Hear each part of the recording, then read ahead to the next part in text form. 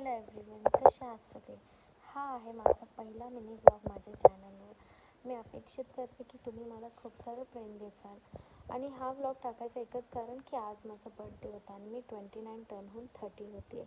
मला आधीपासून वाटायचं की ब्लॉग टाकले पाहिजेत. मला माझ्या आयुष्यातले काही क्षण तुमच्या लोकांसोबत शेअर केले पाहिजेत.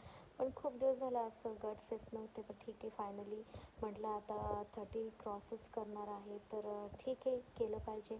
सो मी माझा बर्थडे सकाळी उठले, तयार वगैरे झाले. मग इव्हनिंग दिवसभरचा व्लॉग नाही काढू शकले काही कारणांमुळे, पण संध्याकाळचं मी शूट केलं. ॲक्च्युली मी बर्थडे केक हा कारमध्येच कापला.